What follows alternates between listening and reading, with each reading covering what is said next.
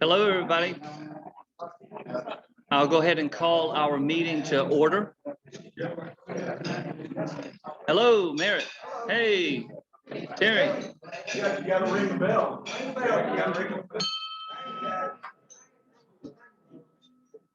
All right. I will welcome Joe Peters, who is our Rotarian of the day today. Thank you. Let's pray. Lord, thank you for the food that nourished our bodies. And we pray for all of our leaders that they can make good decisions for our country, for our state. In God's name we pray. Join me in the pledge. Pledge allegiance to the flag of the United States of America and to the republic for which it stands, one nation, under God, indivisible, with liberty and justice for all. In the four-way test, we think the same do. First, is it true? Second, is there all concerned?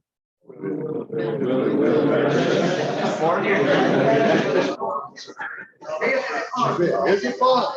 Sir. All right. Well, if we make it through this meeting, it's going to be amazing. They reached way down the list, probably like 13 or 14 years for the past president. So that's what I'm here today. Tom couldn't make it today, and he asked me a few weeks ago if I would come and conduct the meeting. I was like, oh goodness, I'm a little rusty. I don't know if I can do this, but I'll try. So Greg, do you want to do the? I'll be happy. All right, Sergeant Arms. All right. First of all, if you haven't paid your fourth quarter dues, please consider doing so. If you didn't get an invoice, then stop by the table here and give me your name. I've gotten word that some people didn't get the invoice. So new kid on the block, I probably I missed a few. So this morning we're going to do 3 drawings. The first is going to be for the traditional 50-50, and then we're going to draw 3 more for t-shirts. So I'm going to ask Joe, draw 1 ticket.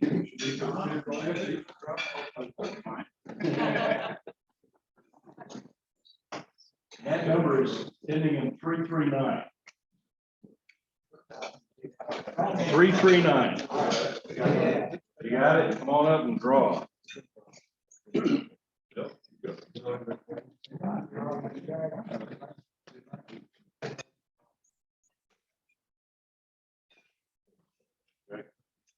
Ready? That's not it. Go for it. 10 of spades. I tried to tell you. And there's your tail. All right, Joe, I'm going to ask you to just draw three tickets all together. These are for the Will Robinson t-shirts. Sure. And these are all the same size, so it doesn't matter which one you get. First t-shirt goes to 332, ending in 332.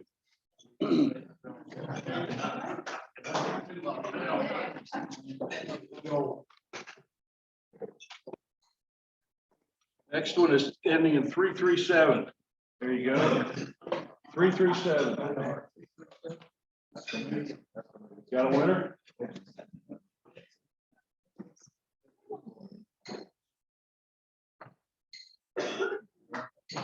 Finally, ending in 324. 324.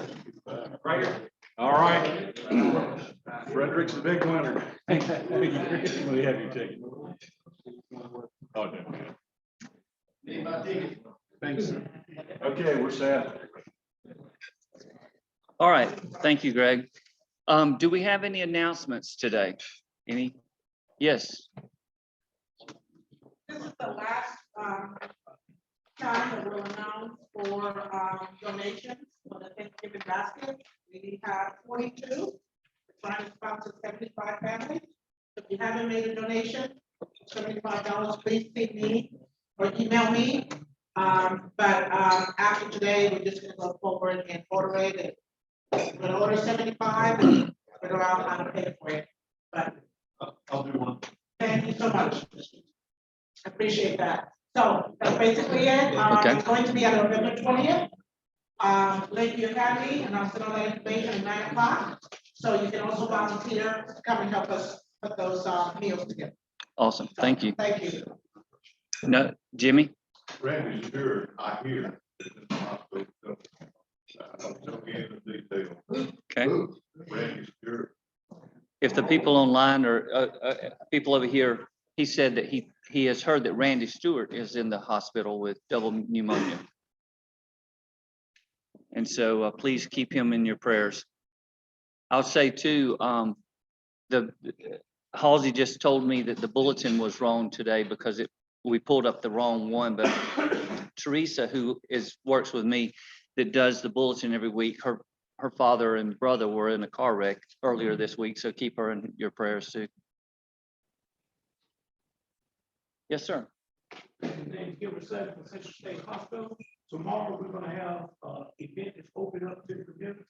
It's gonna be a trunk or treat type deal, a job fair, but we also gonna be sponsoring a haunted house with support of the Georgia College State University sorority. And it's gonna be fabulous. That's gonna be in our field. Central State campus. What time? What time? It's gonna be 7 o'clock tomorrow in the. Is there a fee? It's always. It's $10 if you pay ahead and $15 if you pay it. But they put a lot of work in it. People from Georgia College State University, they're smart, and it looks fabulous, and it looks a little bit scary. And I will be going in there to do the safety checks and stuff of that nature, but once it turned off a bit there, I would not be going in there. It's gonna be great. I think, if I'm not mistaken, DZ does it to fundraise for a sorority sister that was killed in a car accident in 2003. Okay. All right. Any other announcements? Just following up and giving everybody a heads up, you will be getting your raffle tickets next week. And between now and then, Nick and I will figure out everything about making the Rotary raffle online. So you can sell your tickets to people online, but we'll still have the in-person option as well. I think we'll have some tickets by then. And while I've got the floor, two quick things. One, if you're interested in coming to Wine in the Woods at Lockerly, not tonight, but a week from today, please go ahead and purchase, register for it. You can do that on our Facebook page or on our website. I need a head count, please. And also, I'm just putting this out to the club because you guys know everybody. You may have heard or noticed that at Lockerly, we purchased the property next to us so that we can expand our parking area. And the guys that are working on it are having a really hard time finding fill dirt to level off everything in there. So if any of you guys know a project that's going on somewhere in the county that has extra fill dirt, please give me a call. I'm starting to really bite my fingernails on this one. I might just to get started, and I can't get started until we find this fill dirt. All right, thanks. Okay. All right. Yes. Correction. The fee is only for the haunted house. The trunk or treat, trunk or treat, or whatever you want to call it. That's free. Okay. Wendell, would you like to do our happy dollars? I'll do it. We got about 3 or 4 people to go with me today. How about that? Man, let's see. We got Rebecca's going here today, will do a great job for us. And she does it. I'm fortunate enough to be part of that board. She does a fantastic job. You're gonna love what she's gonna tell you today about all the good stuff we got going on in Milledgeville. And we do. I'm telling you, that's a great place to live. And we all love it here. And it's a great place. I'm telling you, a great place to live. Talked to my president, I told her I'm gonna get you out here. And in fact, she told me her husband is a Rotarian. And we'll try to get him to join us as well.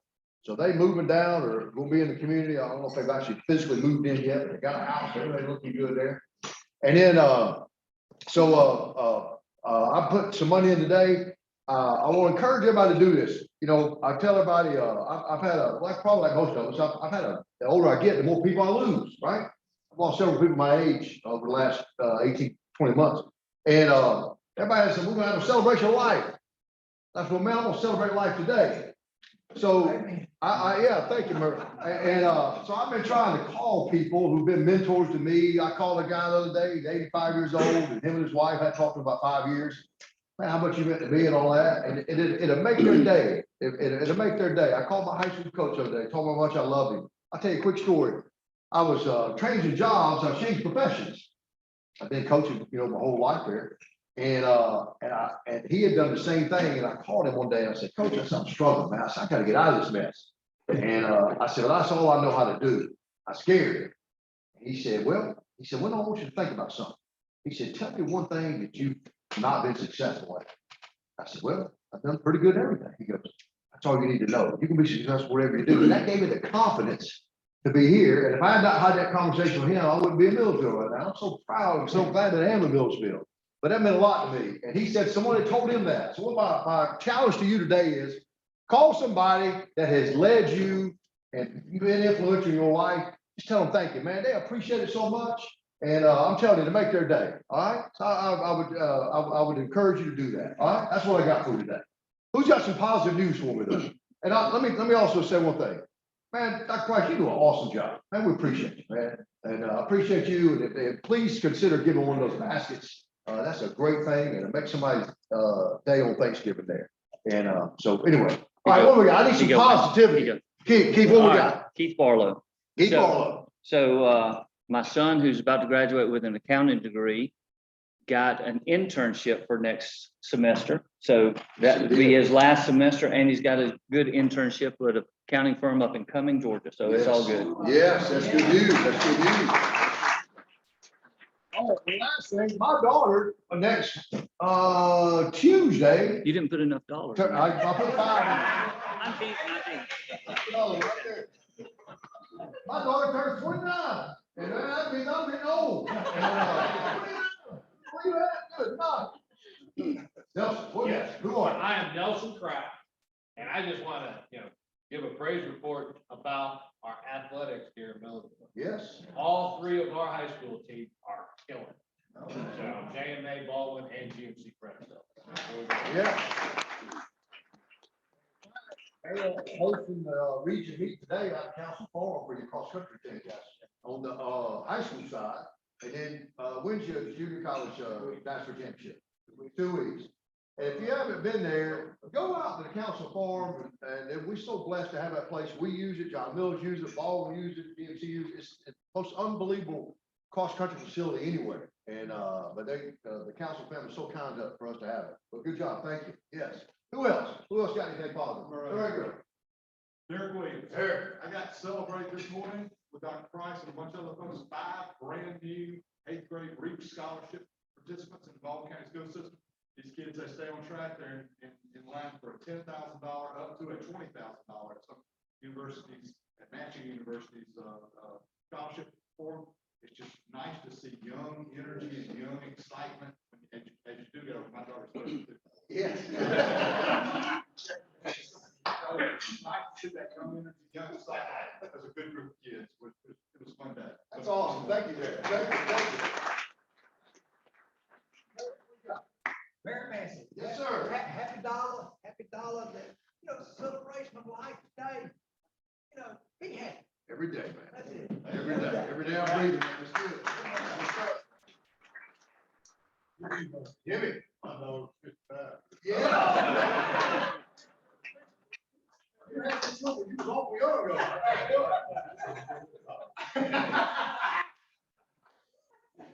Awesome. All right. I am down to the chain, my Good. first I got you covered today. celebration of life today. I had my last cardiologist appointment this morning. And I'm All good to go. right. Pastor Julian, I appreciate y'all doing this, and I happened to see it on the Reach Scholarship on TV this morning. Dr. Price, tell us what about that is real quick, and then we'll move on. That's a great concept. What is it? So the REAP scholarship program was started by Dr. Neal, and it's a need-based scholarship for first generation college students. So it's to allow them to go to college and not have the ability to pay to be a barrier. So every year, we are allowed to have 5 reach scholars. We have to raise $1,500 for each reach scholar. And the community has always sponsored them, so I'm very thankful. And then when they graduate from high school, the Georgia Student Finance Commission then makes up the difference for them to get $10,000. And if they go to a partner institution like GMC, Central Georgia Technical College, or Georgia College, it doubles to $20,000. And that's in addition to their full scholarship. So it's a really big deal to get, and this is our 7th cohort of students. We've had 10 graduate, they all went to college, and they're successful, so it's a really great celebration. And I don't have any money, which is why I didn't do a happy hour. Good job, man. You know, I'm very Hey, you happy. donated plenty. You donated plenty. I also want to say, along with that, is that our graduation was released. I don't know how they come up with 84.8, because you don't have it, but anyway.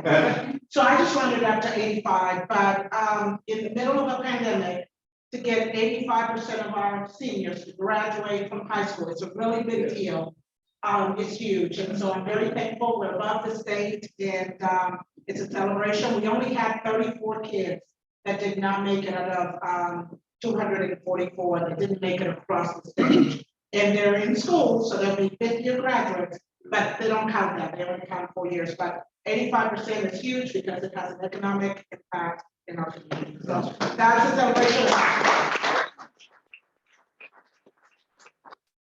All right. Any more announcements? All right, what I'll do is I will introduce Rebecca. As you know, Erin has said a couple of times up here that she's trying to get some folks in our club that have some interesting stories. So hopefully Rebecca doesn't let her down today. I'm just teasing. I'm just teasing. She's here to talk. She's a wonderful person, but she's here to talk about the film industry.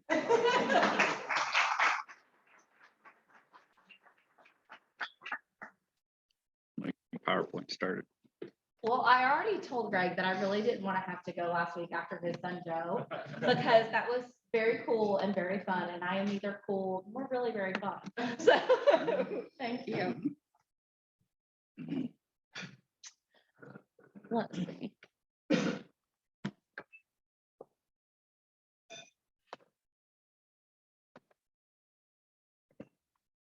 Okay, here we go. So film in Georgia, we have come a long way, baby. You might recognize some of these films that have filmed here in the state. During my time with the Department of Economic Development, I worked for the tourism division, but film was such a small office that sometimes they needed us to lend a hand and help fill in. So they trained our tourism team to also be ready to help the camera ready team. And I will say, I used to work in Central Georgia training the camera ready liaisons in this area. That was a totally different job than being the camera ready liaison in this area. And there has been a lot that I've learned on this side of it. I'm going to talk to you a little bit about how film came to Georgia and then what that means specifically for our community and what that looks like for our office. And for those of you that were with the chamber yesterday morning for the Eggs and Issue breakfast, I'm sorry, because some of this is going to be redundant. But in 2008, the state of Georgia passed legislation that gave a film tax credit where film used to be,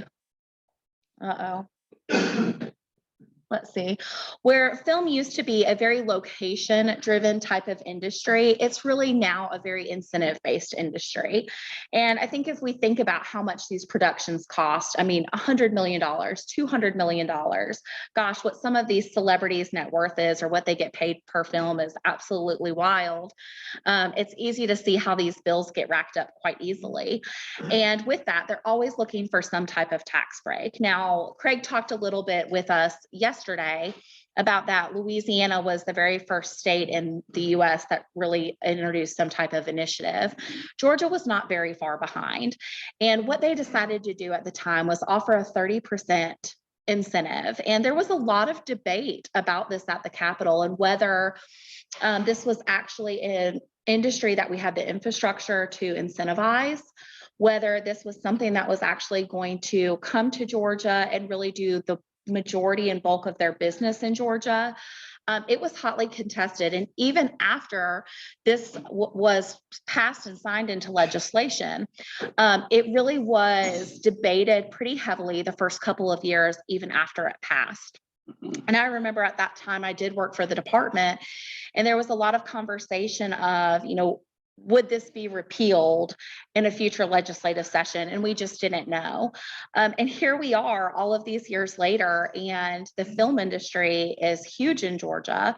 In fact, we usually have about 40 productions or more happening and filming simultaneously within the state. And we're the third largest production center in the entire world, which is amazing when you really think about that and you think about our state. And I think, Nathan Deal really had a lot of vision when it came to the film industry and really incentivizing that to come here.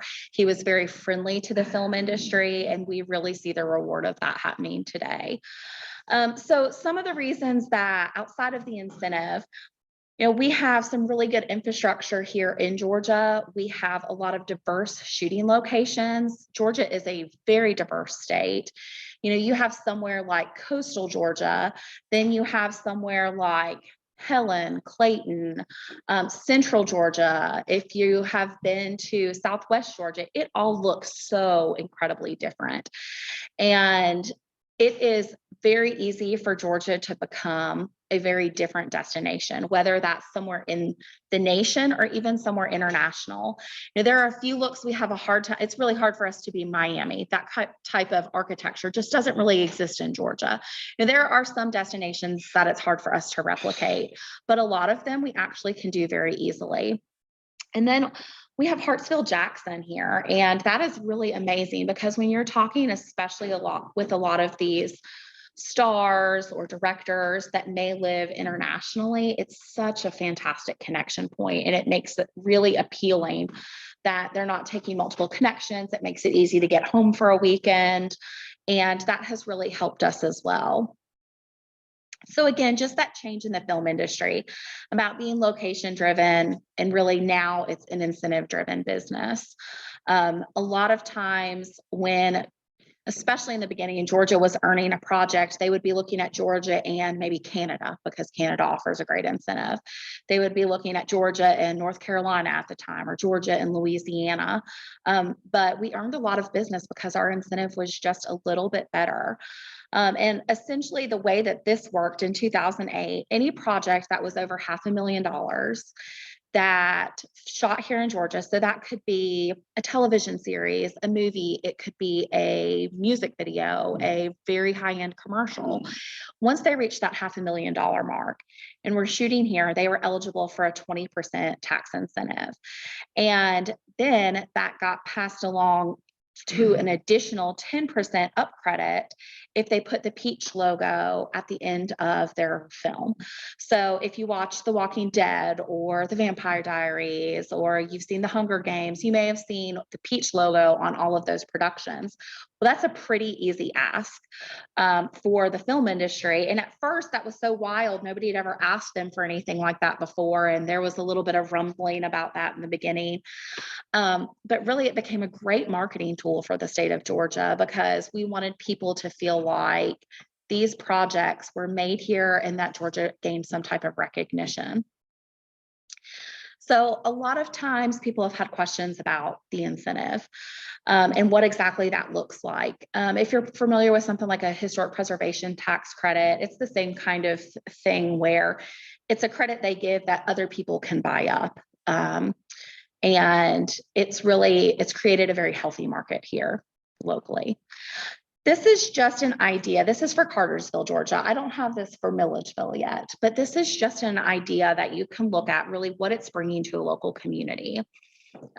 This was 5 days that they spent in Cartersville, and it shows you a very specific breakdown of why this is important to us as individual communities and how it impacts everything from lodging to gasoline to food, catering services, you know, a lot of times they're renting things or they're giving money for donations.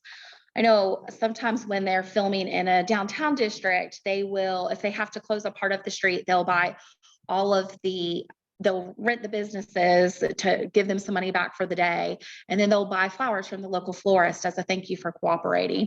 So there, it's all of these really minor touch points, as well as some of the major ones that you would think of as well. And then just looking at what infrastructure growth has looked like in Georgia. So I think in the initial years of the film tax credit, there was a lot of discussion about, well, what does long-term strategy and growth look like? You know, we've not been in the film business. We don't have a lot of infrastructure in some ways for the film business. And that's where we've really seen an explosion of studios, catering services, I mean, so many construction companies, so many different things that are built specifically around the film industry that we did not have in 2008 when this tax credit really was initiated, and it has changed the face of Georgia. When I first started location scouting with people, most of the scouts that I would work with would be maybe from New York, maybe from Philadelphia, and we still have that. But more and more of the scouts that we work with are actual Georgia residents, not people that moved here for these jobs, but people that actually are from here. They were hired because they know Georgia. And it's just showing how the industry is really shifting and morphing, that it's employing our own residents. And one of the things on the education side, the Georgia Film Academy was created to help educate students that wanted to go into this business, because that was one thing that I think was identified pretty early on with the tax credit, is that to make this work and to make this work long-term for Georgia, we needed work infrastructure. And that's a pretty unique talent base to be able to do the types of jobs that are required for film. And something called the Georgia Film Academy was rolled out. And actually, Georgia College is a partner with the Georgia Film Academy. Their theater and performing arts students, actually, many of them are involved in the Georgia Film Academy. So here in Milledgeville, we are training people that will eventually go into this workforce. But there are, if you know somebody that's interested in being in film, there definitely are opportunities where people can kind of start at the bottom and work their way up in the industry. Because right now, I would say that's probably one of the biggest challenges Georgia has as a whole, is that more productions want to shoot here than we actually have the ability to host here because of workforce. And I know a lot of us are hearing a lot about workforce right now in general, but this has been a problem that's been ongoing for the last 10 years as more and more companies want to take advantage of this incentive. So film tourism has also become a huge thing. People want to go where movies were made. And we see in the state of Georgia, communities like Sonoy, communities like Covington have really changed their face because of what film and then film tourism has brought to their community. It's amazing what these destinations have really grown to become just because of what film has brought to them. So let's talk a little bit about Milledgeville, Baldwin County, what my role really is now on our community side. So when the film tax credit was created in 2008 and the state kind of said, how are we going to manage film? They decided that they would identify one key contact in each community, and that is what they call their Camera Ready program. It is the only program that I've ever heard of like this, and I honestly don't know how other places do it because some of the asks are so specific and unique. I know the film office needs assistance. So in our office, we are the key contact for whenever film productions come here. That's everything from somebody reaching out saying, hey, this is a picture of what we're looking for. Do you have something like this? To somebody saying, hey, I know you have something like this. I need to see it. Can you set me up an appointment? To asking things like, hey, who is your fire chief? Or hey, does this forest stay evergreen? You become very quickly a jack of all trades because they ask a lot of very different questions compared to really what your everyday knowledge is. But it makes a lot of sense. Our office is so used to being the face to people coming to this community. We have a wonderful photography repository just because of what we do by trade. And because of that, we were really able to be the point person and the key contact for the film industry. So how does this really work when we're looking at attracting projects? And it's two very different ways. Sometimes a project will approach the state film office and say, here's our script, please read it and tell us what you think could match. And this is how I feel like the film industry worked when we first started the tax credit.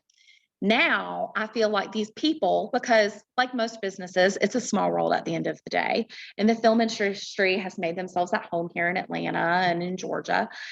And they have gotten a lot better at just reaching out directly. So it's very common for me to not have things vetted by the state office anymore, but for me to hear from a scout directly and say, hey, here's what we're shooting for. We think Milledgeville might have it. Can you help us out?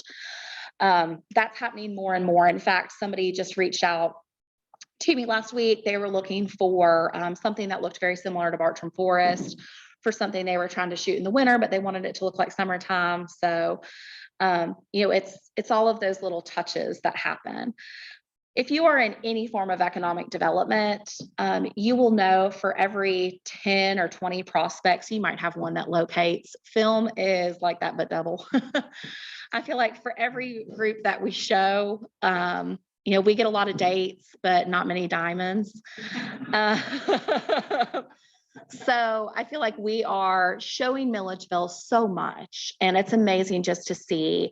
Of course, COVID has slowed that down somewhat, but knowing what we were looking at 5 years ago versus knowing what we're looking at today, I mean, just in the last 2 weeks, I've had 2 different requests. It is very normal for our office to be showing 15 to 20 productions around a year. I've done everything from meet a director at the airport here locally that flew on a private plane and show them around to, that fast call of, hey, I'm going to be there in an hour. Can I get you to show me something?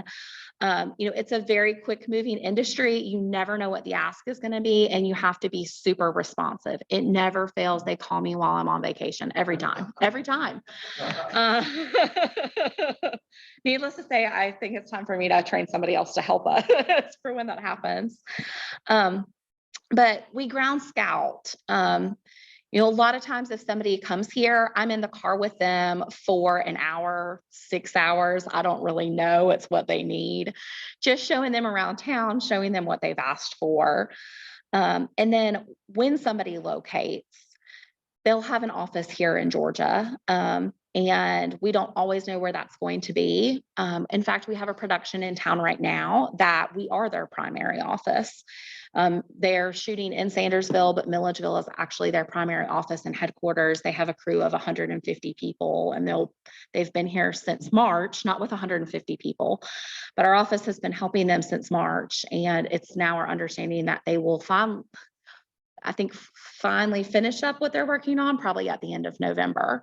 So it's a long process. It is a big process when they do eventually come.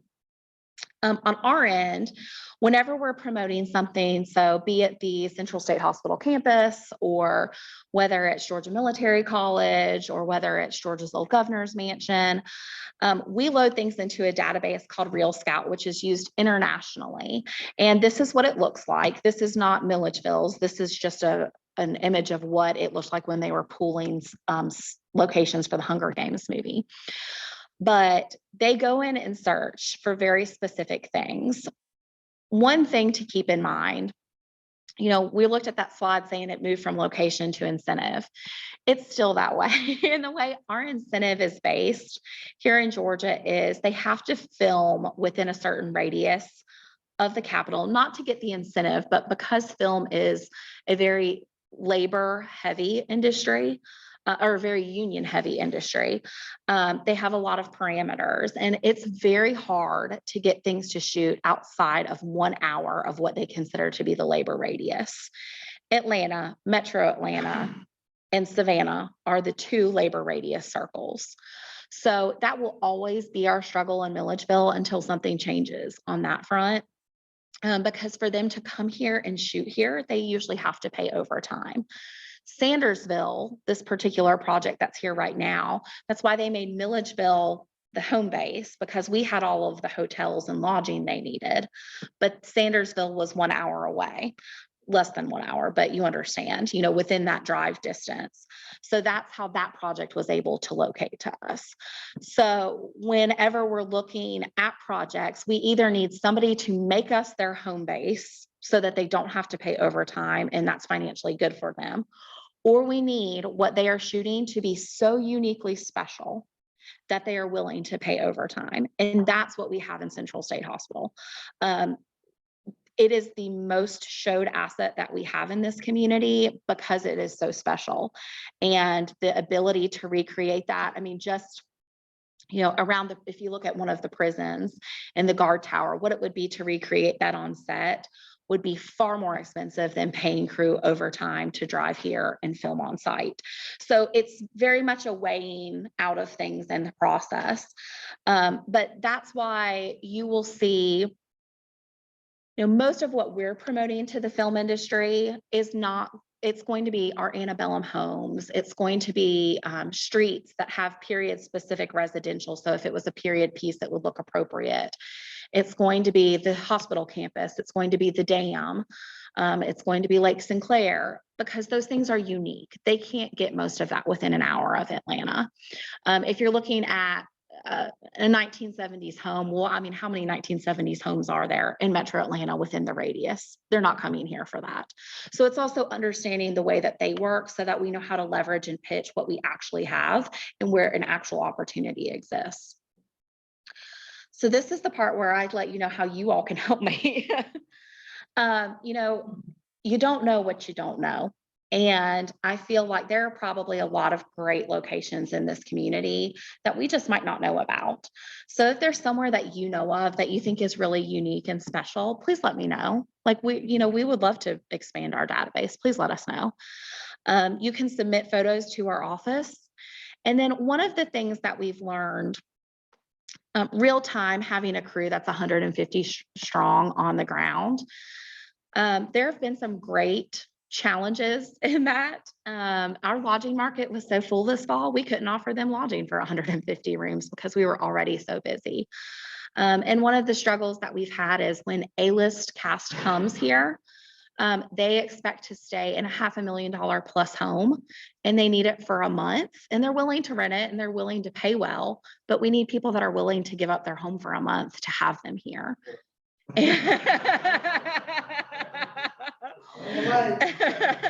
So that's exactly right. So no, that is a very genuine ask. I mean, there have been some learning curves for us this go around about some things that they ask for. And I feel like, one of the things, we're only as good as our network. And we need you guys to be our network, because when some of these asks come to our office, as much as I love Milledgeville, as long as I've lived in Milledgeville, I'm not from Milledgeville. There's still a lot about Milledgeville I don't know. And we could use help and assistance. So if there's something that you see on here that you think of, or really if you know somebody that might be willing or has a second home here, let us know, because we need to build databases of these things so that we can really aid these people, because they really are used to moving very quickly. And pretty much anything they ask me, 24 hours is a long time for a response in their world. I mean, they expect it answered usually within 1 to 4 hours. So the more you can help me, the more I would be grateful. And this just kind of shows you, when we are shooting location photos, we never shoot just one photo, because we could have a beautiful home and Walmart could be next door to it. They want very specific photos of what interior looks like, exterior. They want a 360 view, because things like sound matter very much. Things like safety matter very much. So they really need to see the environment that they're shooting in to have an understanding of how they can work with us. And then this is my last slide. It just shows you kind of what has filmed here in Milledgeville. The originals filmed here years ago, and they filmed in the Jones building out at Central State Hospital. They did roughly a $30,000 environmental cleanup to be able to film in that lobby. That is part of our struggle with Central State, the environmental cleanup component of it. is very costly. We had Marvel here last year for a project, and we've actually gotten pretty far in the process of scouting with them. They brought their art creative team down, and it was a group of probably about 6 people, and they wanted dilapidated. But when they got there and really realized what dilapidated looked like and the environmental cleanup that was going to happen with that, they decided, no, they were just going to create that in studio, which, you know, that's the risk sometimes. We will always show them, but we know sometimes that happens. The Walking Dead, if you were a fan of that, the actual opener was some aerial footage shot out at Central State Hospital's campus. Legacies, which is a show on the CW, they shot out at Central State about 3 years ago. They did a visual effects shoot out there. So they filmed several different facilities, and then they stacked them using technology so that it would be a building that would be unrecognizable to us because it doesn't exist in reality. We've also had Wife Swap here in town. We've had HGTV here in town. And we've had a lot of independent filming here in town too. Our office, more and more, our office is getting asked about independent films. Last year, we had a small group of about 10 people that flew down from New York and filmed in Memory Hill Cemetery for a little while for an indie film that went on the film festival circuit. So it's unique. It's always changing. We never know what the ask is going to be. For those of you that were at the chamber yesterday with Craig, Craig actually spent the rest of the day in Milledgeville, and he and I went around. I tried my best to wear him out, went around and saw a bunch of things that he hadn't previously seen so that he would better understand how to refer people to us. But I will tell you this, Craig is a huge advocate for Milledgeville. He loves Milledgeville so much, and he refers people to us all the time. So just because we might not be landing the film, or you might not be hearing a lot about film, it is very secretive industry. Just know our office is constantly working with somebody when it comes to film, usually a couple times a month. Are there any questions that I can answer for you all? Just a real quick comment. Yes. I don't think people really appreciate the money that's involved in some of this stuff. These people come down here and just pay whatever.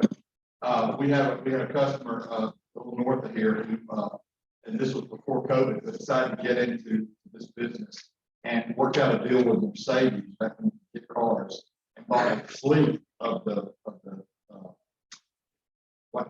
Like the Haddad vans? Yeah, the vans, bought a fleet of the vans, and then also bought a ton of small trailers. And they, like for big people's trailers while they're on set. And they lease these things out, and the money is absolutely staggering. I mean, it really is. They're paying for this stuff. They're paying for these cars and trailers in 6 months. Or less. Gosh, that's amazing. Great. It's just incredible what kind of money people throw around. I guess they're used to LA. It was amazing to me yesterday. So Dodd Vickers, who is actually the location manager for the project that's currently here in town, spoke yesterday at the chamber, and he was saying he personally has spent 200 nights at the Holiday Inn Express here in Milledgeville. And that's one cast member, or that's one crew member. And they have, we know over 150 people that they're moving to this community. And the cost of that is really unbelievable. Question on the location. Yeah. You said Atlanta and Savannah, or what they consider home, is that correct? Yeah, they try to do within an hour of those. Correct. But if they choose Milledgeville as their home, they can choose it? They can choose it. It's just rare. So basically the way that they normally choose a location is around a studio so they can complete work and post-production work. And at this point, a lot of cast and crew live in those areas. So for example, if they choose Atlanta, the location manager, Dodd, that's here now, he lives in Cummings. So he's driving to wherever in Atlanta. Now they've overnighted him for 200 nights. And you get the idea of the money behind that and why it's not, it's harder. It doesn't mean it's impossible. It just means it's harder for them to come to somewhere like this. And we're up against that challenge. One of the biggest challenges I really see for us is so much of what we have here, we often lose to Savannah, because Savannah has a lot that's the same architectural period. So what's so beautiful and special and unique about Milledgeville, they can get in Savannah without having to pay overtime. to their union members. That makes it hard. Right? Y'all like Baldwin stuff coming here. Oh, poor Alec Baldwin. Not this week, no. Work. Okay, well, thank you guys. Appreciate it. Thank you, Rebecca, and Greg, tell your son that she did it. I mean, it was equal. I think it was equal. It wasn't, but that's kind. Thank you. But as our guest, you can choose one of the. Thank you. pens. This is actually one of my favorite pens, when I gave my last presentation. All right, before we leave, everybody that was part of any of these films, raise your hand. Wife swap, anybody? Y'all not gonna say anything, I know. I would not say anything. Yeah. Too many people know my wife in here, so I'm not saying a word. But anyway, well, thank you very much. That was awesome, honestly. Those were two very good presentations the last 2 weeks, so it was really awesome.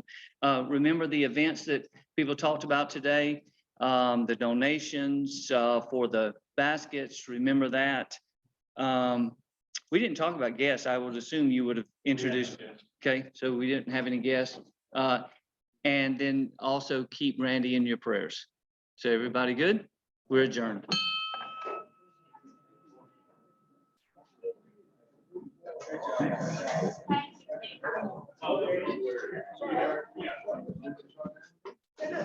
Yes.